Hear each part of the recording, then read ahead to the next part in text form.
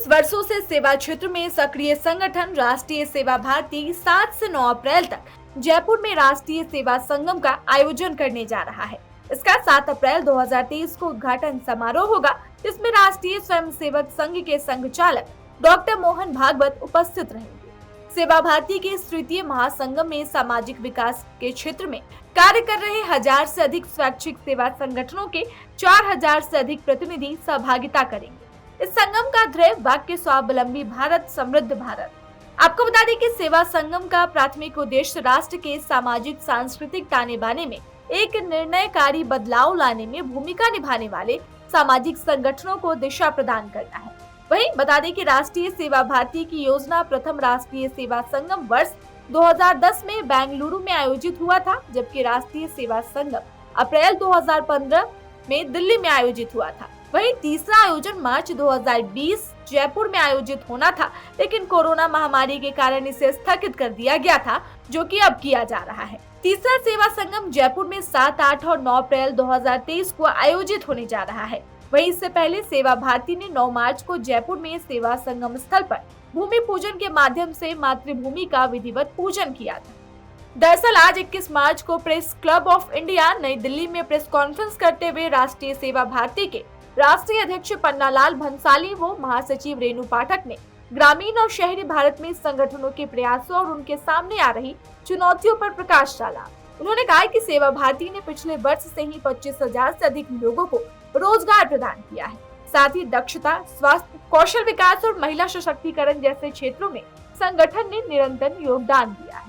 वहीं राष्ट्रीय अध्यक्ष पन्नालाल भंसाली ने बताया कि सेवा भारती नर सेवा नारायण सेवा के ध्येय के साथ वंचित, अभावग्रस्त, उपेक्षित एवं पीड़ित बंधुओं की सेवा करने वाली स्वयंसेवी संस्थाओं को प्रोत्साहित और सहयोग करने वाली एक छत्र संध्या है। दीदी ने बताया तो आगे हम काम करते हैं स्वास्थ्य, शिक्षा, तो जहाँ गुरुकुलम चलते हैं वहाँ सेवा बस्ती में कोई कार्य होता है, उसी में काम होता है। स्वास्थ्य का चलता तो वैसे भी होता है। कुछ स्वास्थ्य केंद्र में आरोग्य मित्र भी हैं जो घर घर जाकर सेवा करते हैं और उसी काम में रहते हैं।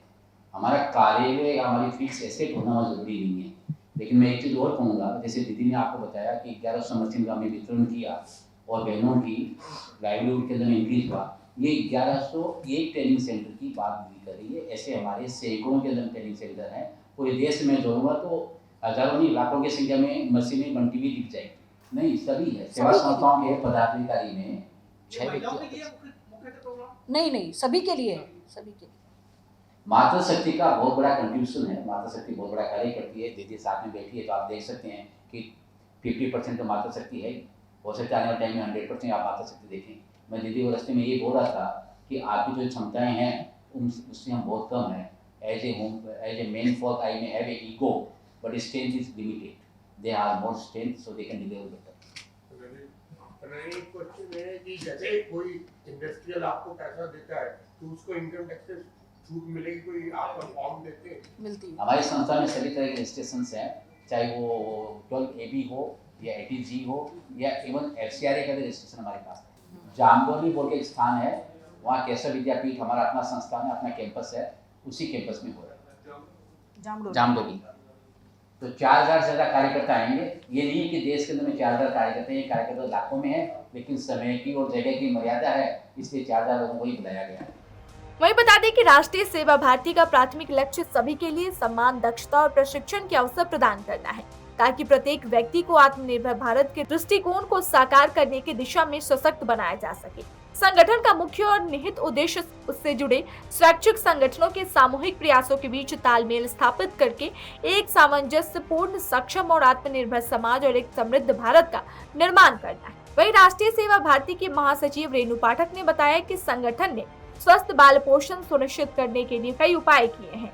सेवा भारती हमेशा संकट के किसी भी क्षण में समाज में सेवा करने के लिए सक्रिय रहा है और हमारे स्वयं सेवकों ने कोविड-19 महामारी के शांत समय के दौरान चिकित्सा, भोजन आदि उपलब्ध कराकर आमजन को सहायता प्रदान की है।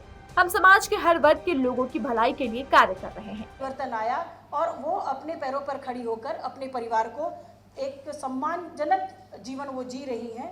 ये इस तरह के अनेकों उदाहरण सेवा भारती और उसके साथ संलग्न संस्थाएं समाज में कर रही हैं और समाज परिवर्तन का काम भी कर रही हैं। उदाहरण बहुत सारे हैं जिससे पूरे भारत में ही इस तरह का काम हम लोग सब मिल के कर रहे हैं। तो इस वर्ष जैसा आप सबको जानकारी में है कि राष्ट्रीय सेवा भारती जो अपना तृतीय सेवा संगम जयपुर में करने जा रही है, उसकी थीम भी समाज की और देश की आवश्यकता के अनुरूप स्वावलंबी भारत, समृद्ध भारत ऐसा रखा है। और विशेष इसमें ये रहने वाला है कि जो अपनी प्रदर्शनी लगेगी और स्वयं सहायता समूहों के द्वारा जो उत्पाद बनाए जा रहे हैं वो भी वहाँ उसकी स्टॉल्स लगेंगी। ये एक विशेष आकर्षण का केंद्र होगा, वो सबको देखने को मिलेगा। छोटे छोटे स्वयं सहायता समूहों से लेकर बड़े बड़े हॉस्पिटल्स और बड़े बड़े प्रकल्प चलाने वाले सभी तरह के वहाँ संगठन रहने वाले हैं। और एक अद्भुत सेवा संगम का दर्शन वहाँ होने वाला है। आपदा